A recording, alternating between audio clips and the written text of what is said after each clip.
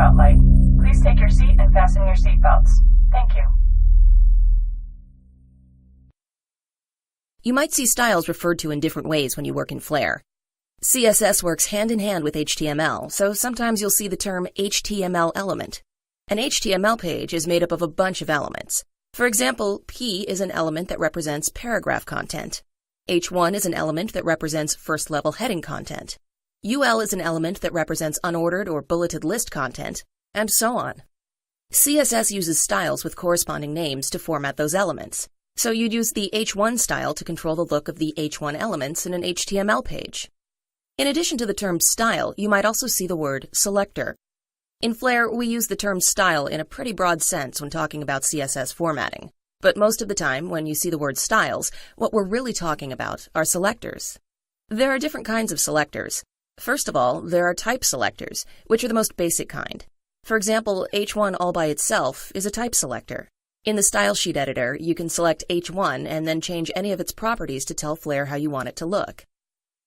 If you open the style sheet editor in the simplified view, you'll notice a bunch of styles that are not followed by punctuation, such as a period, and then more text. Those are the basic styles that represent all the different kinds of content that can be formatted in HTML. In the advanced view of the style sheet editor, these basic styles are at the first level in the tree view. If it helps, you can think of them as parent styles.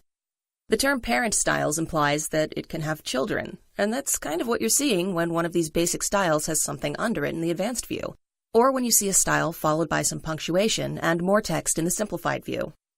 You cannot create a new parent-level style, but you can create children for it. That's what the Add Selector button in the local toolbar is for. When you click this button, the new selector dialog opens.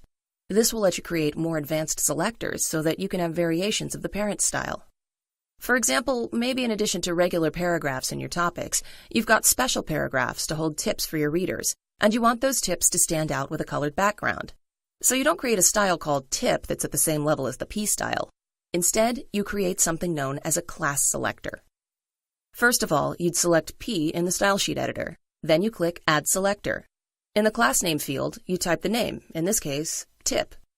Notice that the Advanced Selector field automatically changes in this dialog to show the proper way to write the class in CSS. In this case, its full name is p.tip. After you click OK, your new class will be added under that P style in the style sheet editor. Then you apply some unique property settings to your new tip class to make it look different from the regular paragraphs. But while you can create classes of the basic top-level styles, you can't go further down and create classes of other classes. In other words, you can create children styles, but you can't create grandchildren styles. You can also create generic classes. These are not directly associated with any parent styles. They're sort of like orphans. I know, it's kind of sad, isn't it? Well, to create a generic class in the new selector dialog, you can either clear the HTML element field, or you can select generic from the dropdown.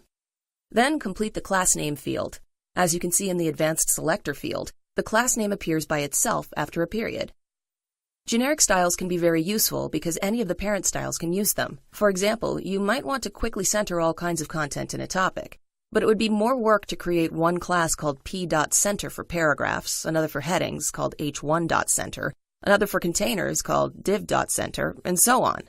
Instead, you can simply create a generic class called center and set its text-align property accordingly. Then in the topic, you can associate any of those elements to the generic class to quickly center it on the page. You can assign more exact criteria to a selector by using pseudo-classes, pseudo-class expressions, and pseudo elements. Pseudo-classes are a special group of style classes in CSS. They tell Flare what to do when a particular element is in a certain state. For example, you might want the font on hyperlinks to turn orange when a user hovers over the link. So in the new selector dialog, you can select A as the HTML element, because that's what's used for links.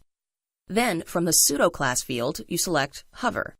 In the advanced selector field, the main style is followed by a colon, and then the word hover. In the simplified view of the style sheet editor, you'll find the pseudo-class written just like it was on the new selector dialog. In the advanced view, you can expand the A style, and then expand pseudo-classes. That's where you'll find the hover pseudo-class, among others. You can then select hover and change the font color to orange. There are a handful of pseudo-classes that also let you provide a pseudo-class expression. The pseudo-class called nth child is one of these. For example, you can select LI as the HTML element. This means you're dealing with the style that controls list items. In the pseudo class field, you choose nth child. Then in the pseudo class expression field, you type 3. This expression is added to the advanced selector field in parentheses. Then you choose that new pseudo class expression in the style sheet editor and tell Flare to make the font green.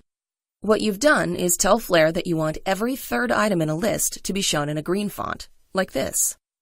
Then there are a handful of pseudo elements that you can use when creating a selector. Whereas a pseudo class focuses on the state of an element, a pseudo element focuses on a specific part of an element. For example, you might use the first letter pseudo element to make the first letter of every paragraph display in a larger and bolder font than the rest of the paragraph. You can also create identifiers, or IDs. These are similar to classes, except IDs are unique. An element in your style sheet can have only one ID on it, whereas the element can have multiple classes. And each page of your output can have only one element with a particular ID. For many authors, using an ID may not be important, but for others, such as those making the use of JavaScript, IDs can be very useful. Like a class, an ID can be associated with a specific HTML element, or it can be generic. You'll be able to spot IDs because they're written with a hashtag in front of the name. You also have the option of adding internal comments for a selector. You might find this particularly useful if you have a team of authors and need to keep them all educated as to the purpose of each style in your projects. CSS allows you to do even more advanced things with selectors than we've discussed in this video. Some things can be done in the new selector dialog. For example, you can type UL in the advanced selector field. This creates a complex selector that you can see afterwards in the complex selectors group in the advanced view of the style sheet editor.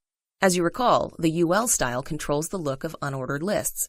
By creating a selector with UL repeated 3 times, you can tell Flare how you want the third level of a list to look.